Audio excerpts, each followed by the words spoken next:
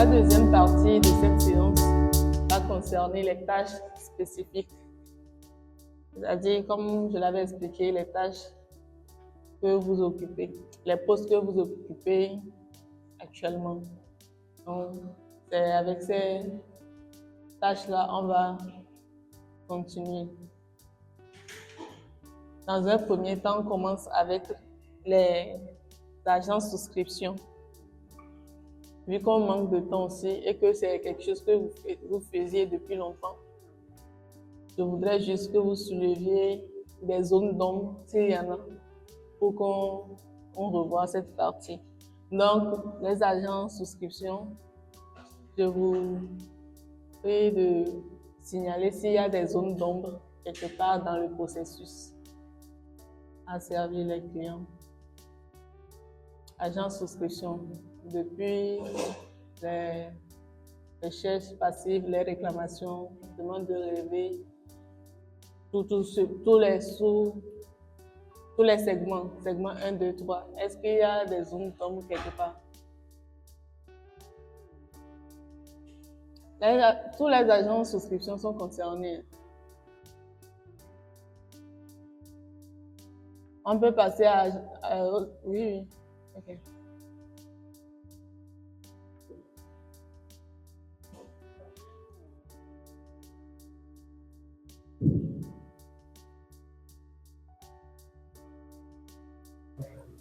Merci beaucoup pour l'intérêt de porter. Au niveau de gens passifs, par exemple, nous avons des difficultés avec pour les premiers 11 minutes. Donc, nous réactivons plus dans le rôle de gens passifs. En moyenne, de préférence, malgré plusieurs réclamations et les licences de la Ces derniers temps aussi, il y a lorsqu'on génère le taux le client ne reçoit pas. Il ne reçoit pas le taux de parce que nous ne savons pas comment les servir. Il y a beaucoup de personnes qui sont comme ça. Nous ne savons pas comment vous pouvez nous aider. Également, vous offrir une vidéo de souhait à ce que vous rejetez pour vos clients. Lorsque nous envoyons cette action, on va envoyer dans le compte du client, c'est la liste de tout ce qui est client envoyé sans se faire. Et on se fait par rapport à la taxe, on arrive à se retrouver. Mais quand on arrive à se retrouver, on n'arrive pas à les faire. Et on envoie le client. Là aussi, s'il y a possibilité qu'on puisse se retrouver. Bon, ok. Concernant la première question des MF 11000, c'est récemment aussi ça a continué comme ça, c'est ça? Récemment. Là, c'est un problème technique. Pardon? Oui, c'est un problème technique, donc vous devez passer par un ticket de support signaler ce problème. Sinon, à propos du processus à suivre, vous maîtrisez. D'accord. Là, on passe à la question suivante.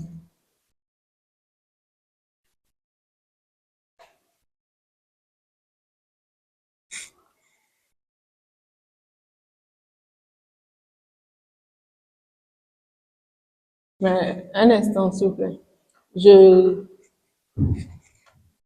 Non, pas de problème. Faut revenir sur ça. Non.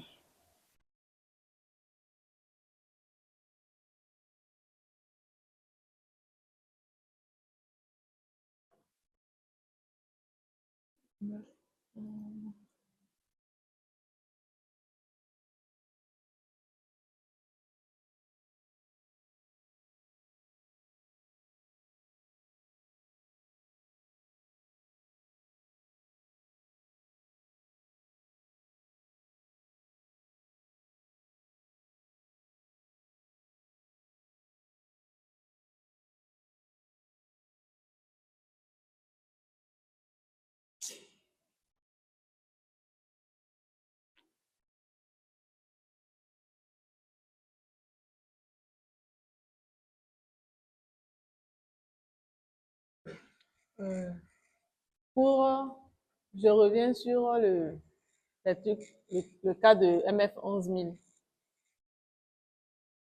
Tout d'abord, au niveau de la réactivation, je vais revenir sur ce cas. La réactivation pour les anciens membres. Quand eux, on débute leur processus. Donc, ouais, c'est bon.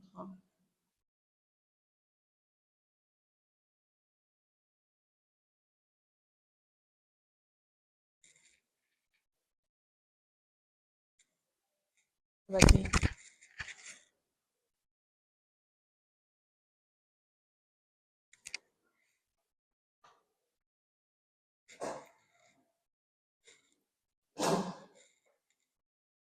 Ok. Réactivation. MF 11000, c'est MCNP. Ok. Donc, on va dans fiche de poste. On prend la procédure. TDEP. Expression de besoin. Donc, merci, MCNP.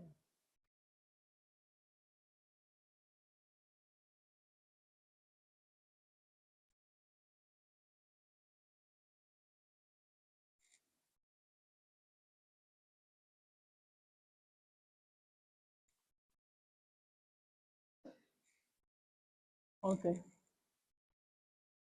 Ici, il y a MCNP, individu. Ok. Code.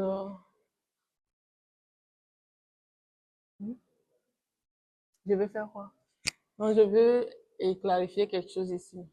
Pour les cas de MCNP, il y en a qui n'ont pas de code membre et ils ont des numéros de bon. Donc, vous les mettez à ce niveau. À la place de code membre, vous mettez numéro de bon.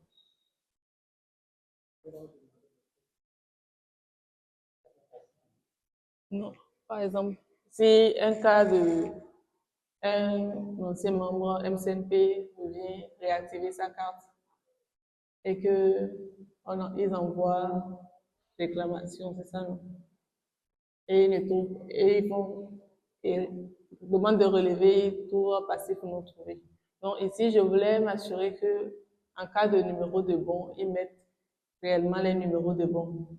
C'est juste pour clarifier cette partie que je suis venue à ce niveau.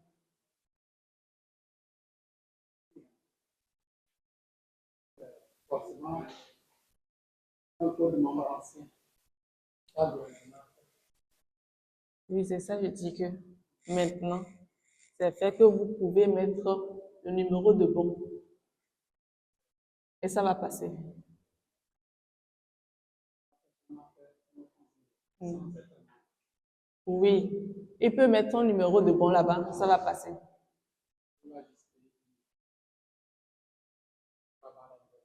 Oui. Là, c'est à revoir avec le PDG. Mm.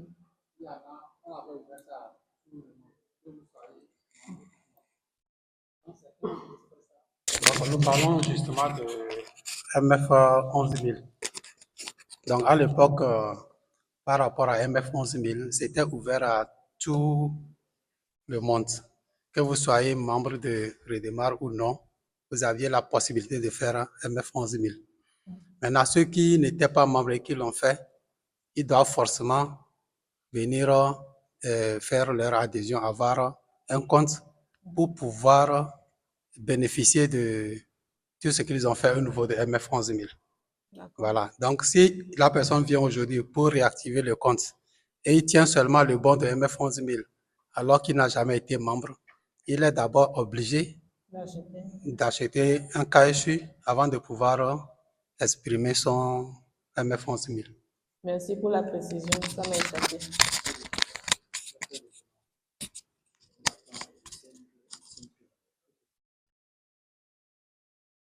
Non, là, c'est réglé. Là,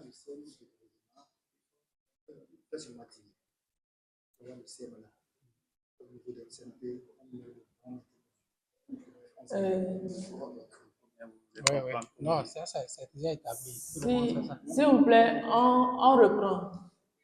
Pour les cas de ceux qui n'étaient pas membres de MCNP, ils reprennent l'achat de 15 à 70 000.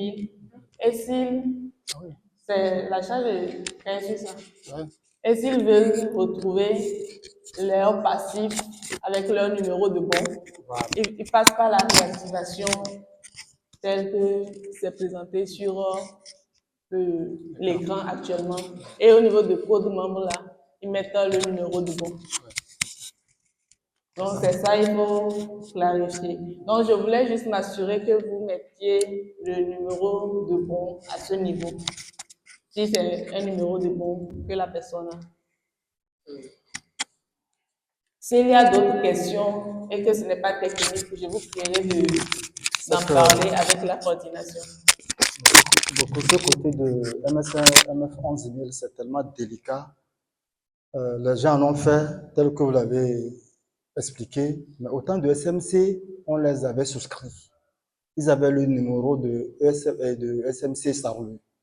Donc, si la personne présente son bon MF11 000, prenons ce courage de lui demander s'il a un autre compte pour que la personne ne débourse pas 70 000, mais que la personne ne paie que 10 000, avoir le compte de SMC avec la carte avant de venir mettre le bon de MCNP. Si la personne a un autre compte, évidemment que cette personne va le signaler, puisqu'on a dit anciennement, il y a les autres systèmes. Si c'est un numéro de bon qu'il a dans MCNP, là, on lui demande s'il est dans un autre système. Voilà. C'est comme ça que ça marche, je crois, déjà. Non. Ok. Il y a d'autres questions? Non, c'est ça.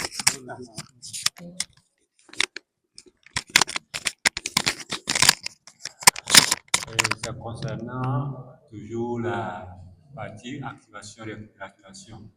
Il y a certains clients qui viennent, ils ont autant de SMC Salut, ils ont fait le dépôt sur le compte de SMC, mais seulement ils n'ont pas été enregistrés à temps dans la base.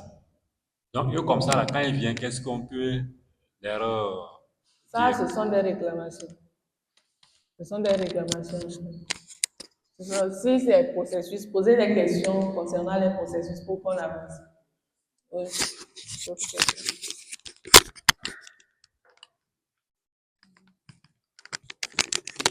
Oui. Ma question est celle-ci. Et si une personne est membre de MCNP, que la personne a son code membre MCNP et que sur le bon, il y a aussi le numéro du bon. Dans ce cas, on choisit je ne sais pas s'il faut utiliser le numéro du bon ou le code membre de MCNP. Ce que la personne veut réclamer, Oui. Pardon? c'est ça, elle met comme information. S'il veut réclamer les données sur son numéro de bon, c'est avec son numéro de bon, il renseigne. Je n'ai pas bien saisi. Si quelqu'un vient avec Oui. numéro de bon, Oui. mettez numéro de bon. Il y a certains qui viennent avec les deux. Le numéro de bon est là et le code membre aussi de MCNP. Sur la personne a la carte et il y a le numéro dessus. Donc, je ne sais pas, l'un ou l'autre, ou bien on doit forcément choisir un. Je ne sais pas. Mettez le numéro de bon. Le numéro du bon. Oui. Ok, merci. Ah. Ouais.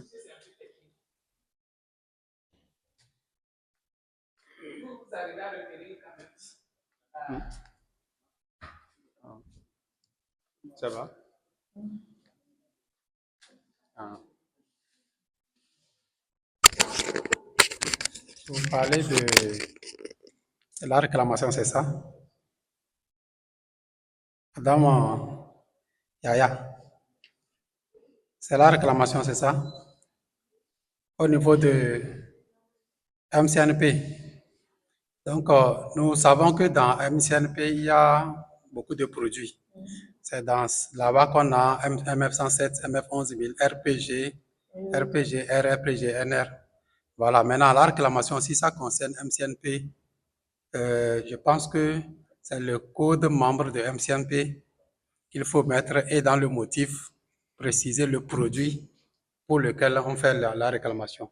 La personne peut avoir déjà trouvé les données de RPG, par exemple, mais c'est les données de MF11000 ou bien MF107 qui manquent.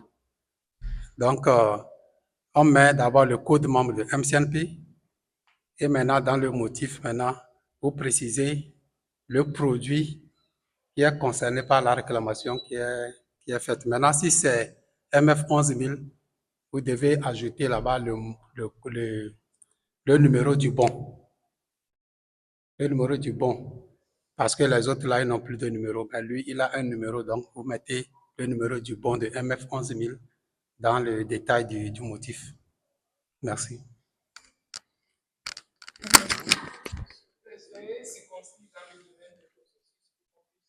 C'est bon?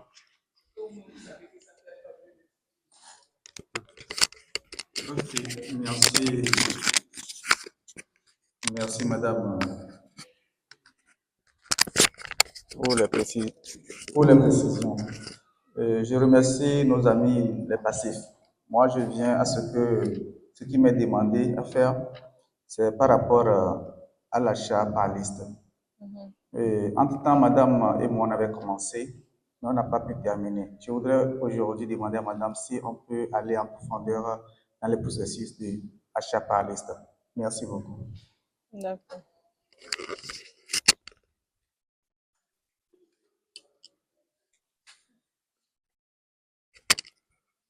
Y a-t-il d'autres questions pour qu'on prenne en même temps en compte?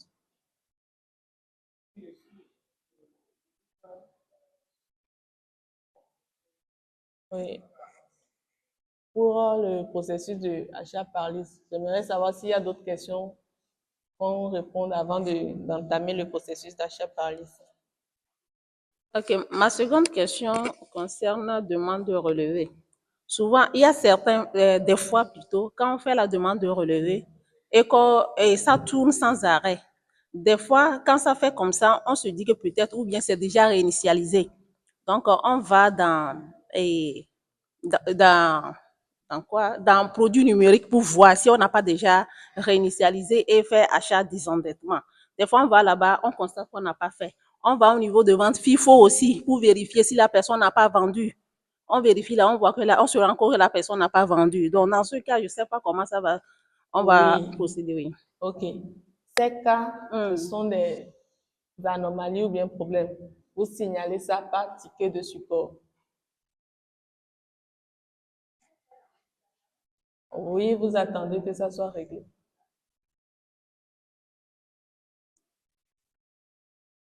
On va aller au processus de achat par liste. S'il y a achat par liste, c'est qu'il y a vente par liste aussi. Les deux marchent de pair. Ok. Achat par liste, cela suppose que le vendeur fait vente par liste marchand. Donc, on n'a qu'une seule interface ici, donc on fait avec. L'achat par liste, si un client vient faire achat par liste, d'abord vous utilisez votre assistance avant de rentrer dans son compte. Ok. L'achat par liste, c'est dans quel AGR? C'est dans l'AGR OP.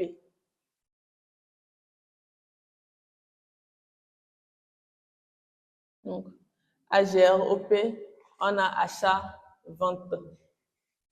Donc, on va dans achat. Le vendeur, l'autre va dans vente. Tout ce que je fais ici, c'est même chose côté vendeur. L'itinéraire, quoi. Donc, type d'achat préopérationnel.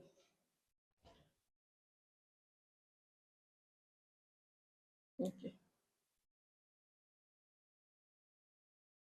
Donc, on a ici achat par liste. Achat par liste. On clique sur l'achat par liste. On voit extrait, intrant. On va dans l'extrait. Nouveau support.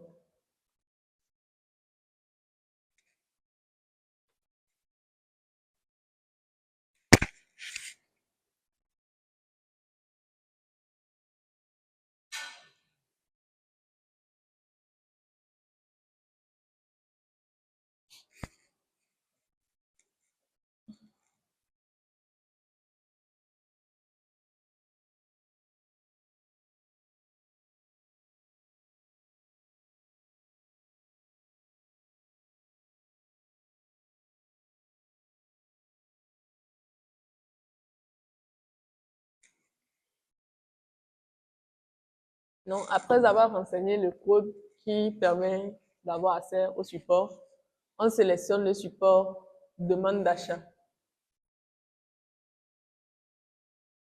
Établir. Donc, quand on fait établir, on a l'interface suivante. C'est l'interface pour faire l'achat, pour initier la demande d'achat par liste. Donc, on sélectionne le produit. Quels sont les produits? KSU, certification, fil, FRBOSE, FRBOE et FRBOE. Donc, on prend par exemple certification. Ici, le montant qu'on met, c'est ce qu'on va payer, c'est-à-dire en CFA. L'argent qu'on va prendre pour aller acheter le BN, c'est pour ça qu'on a mis valeur en BN là-bas. Ainsi, on met 100 000.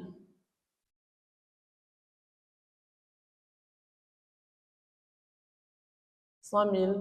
On est actuellement à la deuxième vague. Ça, c'est déjà présélectionné. Et que ça fait une certification.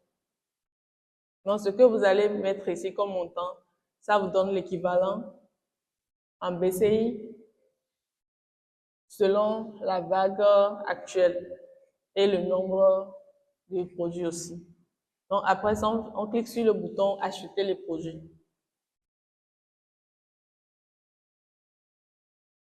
Quand on clique sur ce bouton, on a l'interface suivante. On enseigne le numéro de la demande, la date,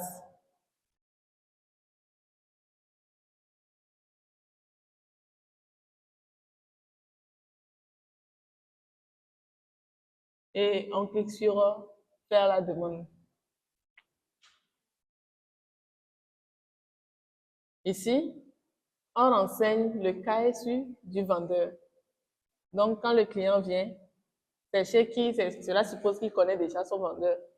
C'est chez qui il veut faire son achat. Donc, il prend le KSU de cette personne et on renseigne ici.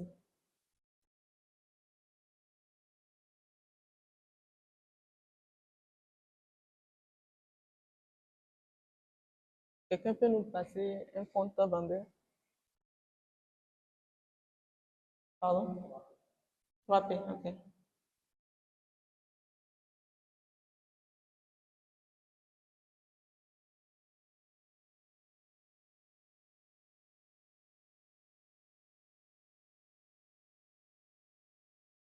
Donc, 3P.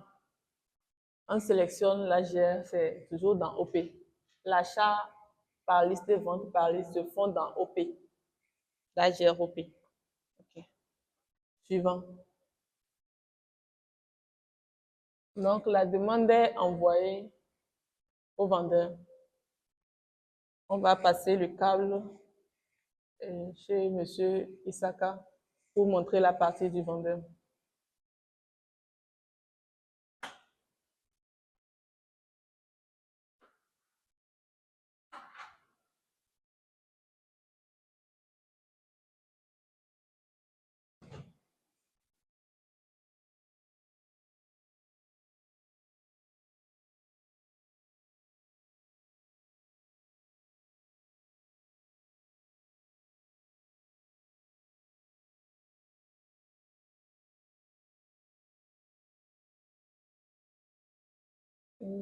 On va dans l'AGR OP.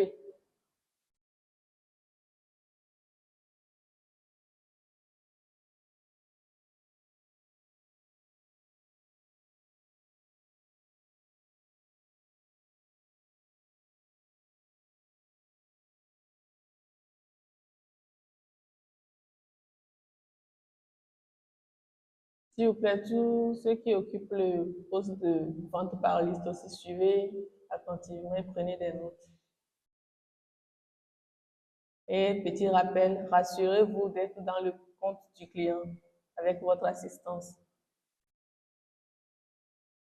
Donc, on va dans OP, on prend vente, type de vente, préopérationnel, vente par liste. marchand. Marchand quoi. Donc, intrant.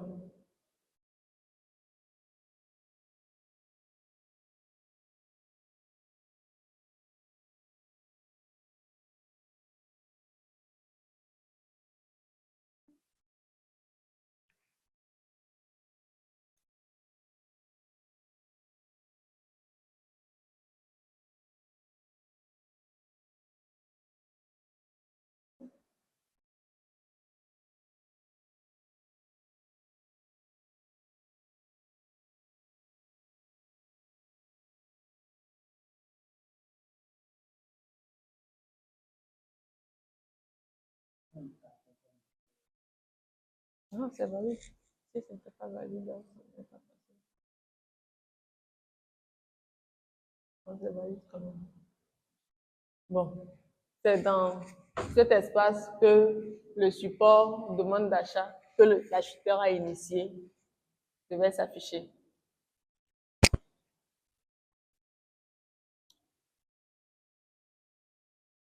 Et de ce support, vous cliquez sur voir. Ramenez-moi le truc.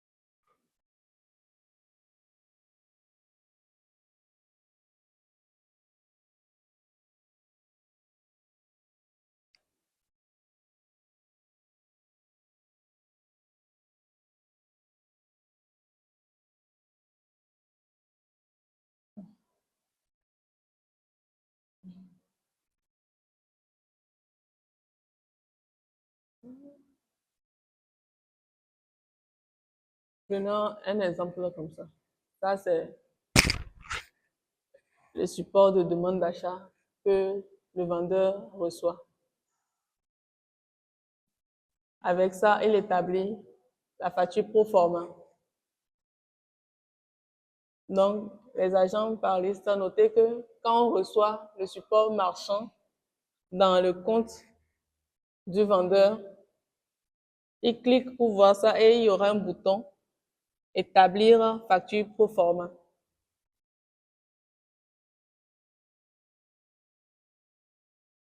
Ça, c'est parce que j'avais déjà envoyé que le bouton n'est plus actif. Quand on envoie, le bouton n'est plus actif. Non. Quand la facture pro forma est établie, c'est renvoyé à l'acheteur. Donc, l'acheteur, à son niveau, retourne dans son intrant.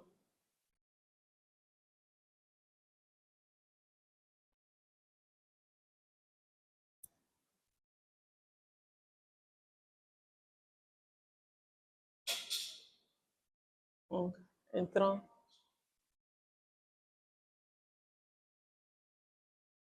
Où il reçoit le support pro forma. Par exemple, voilà l'exemple de support pro forma que l'acheteur lui reçoit chez lui. Et c'est à partir de ce support qu'il y aura un bouton établir bon de commande. Donc, vous allez cliquer sur le bon de commande là et renseigner devant, avec le client, avec l'assistance du client, bien sûr. Du client acheteur, je veux dire. Vous renseignez le bon de commande, s'il y a renseigné, puis vous renvoyez au vendeur.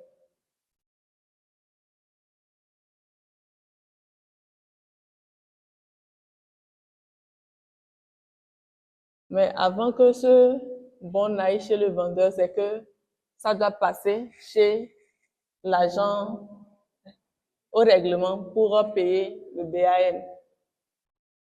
Et c'est quand le BAN est payé que le vendeur reçoit le bon de commande. Donc, vous devez notifier au client quand vous avez reçu la facture pro forma, vous avez établi le bon de commande, de passer à la caisse, payer le BAN avant de retourner chez le vendeur.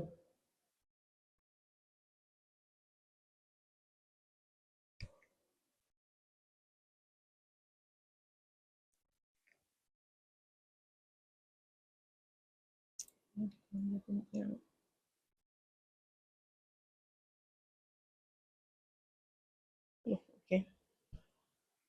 Au niveau du vendeur, il reçoit le bon de commande.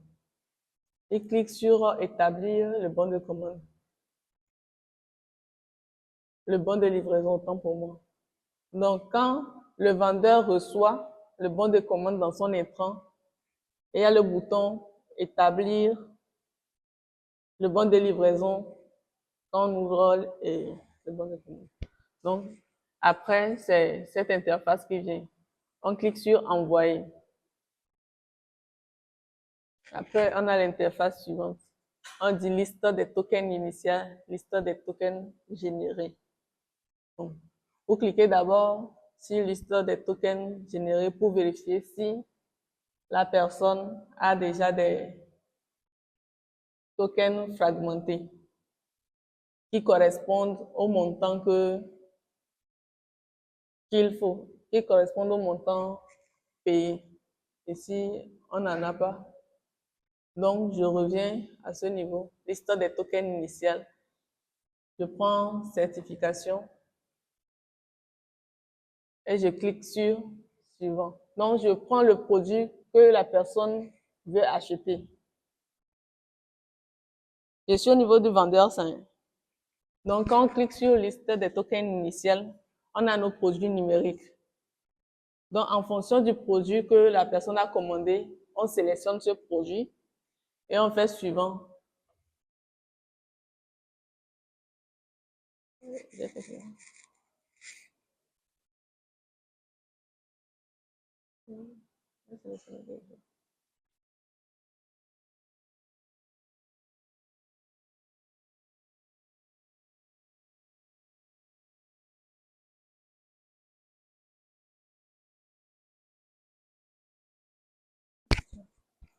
Bon, on fait suivant pour que ça soit fragmenté. Et vous allez retrouver ce fragment dans la liste des produits, des tokens générés. Donc, notez que quand on finit de fragmenter dans la liste des tokens initiels, on sélectionne le produit commandé, on fait suivant. Et on va dans la liste des tokens générés pour trouver le fragment correspondant au montant de l'acheteur. Donc, si on prend le token de 700 000 ici, ça correspond au montant que j'ai acheté. Donc, on sélectionne le token fragmenté et on fait suivant.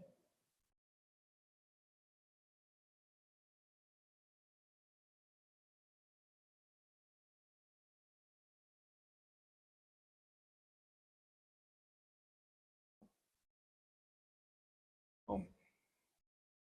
Quand on fait suivant, l'acheteur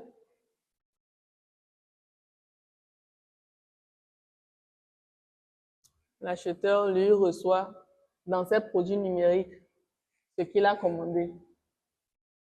Donc, on va dans produits numériques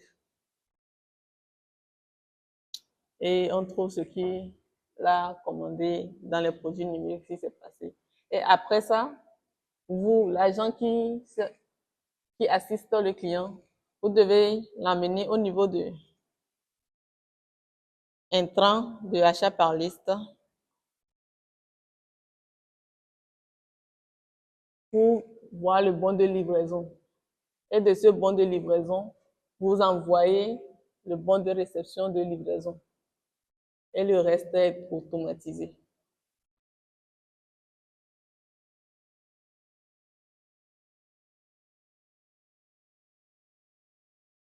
Est-ce que le processus est suivi?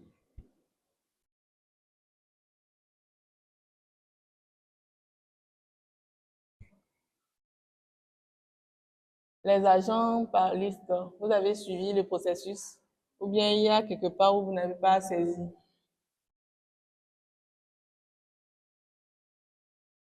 Les agents par liste, je parle de madame et puis de monsieur. Pardon? Est-ce qu'il y a des questions? Pardon? Cas pratique. Ok, il y aura cas pratique. Oui, et notez que c'est exercice ça. Donc voilà. Est-ce qu'il y a d'autres processus à éclairer dans souscription? Souscription, oui.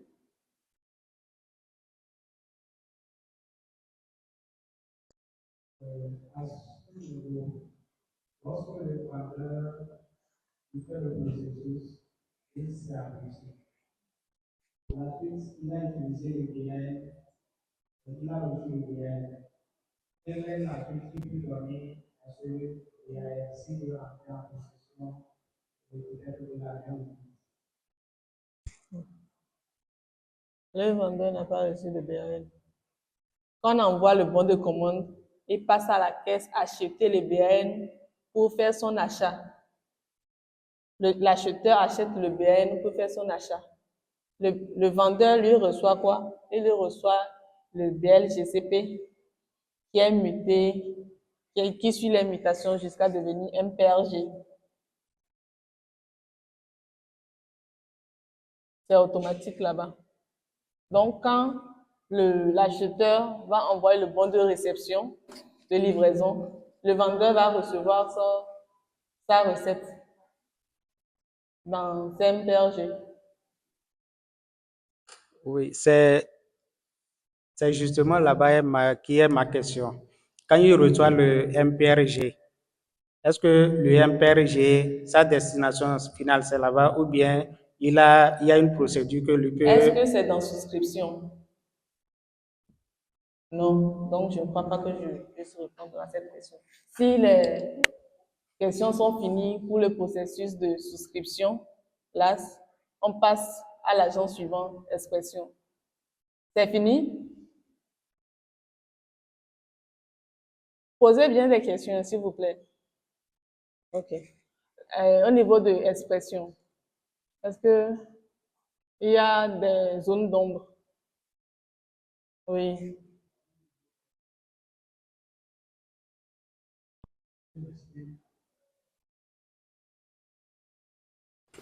Bon, j'ai remarqué ça 2 fois de suite. J'ai même expliqué ça à Monsieur Isaka.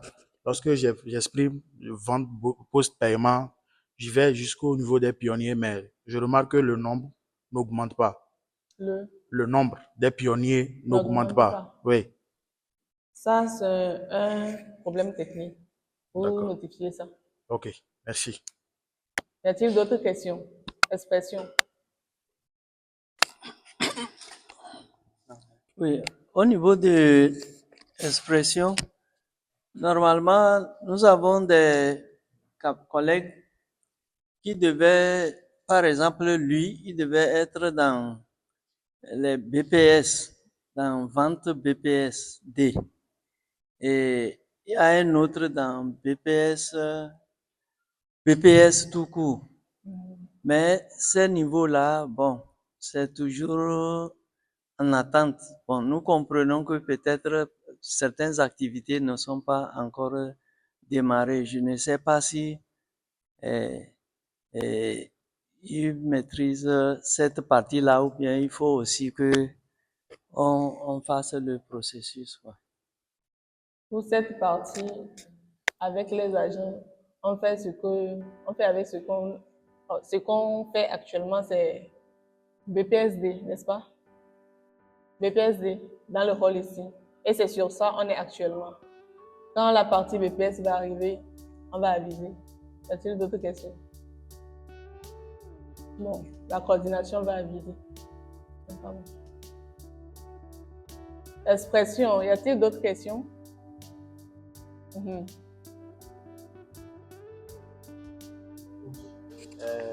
Mon poste même, c'est CASU contre BPSD.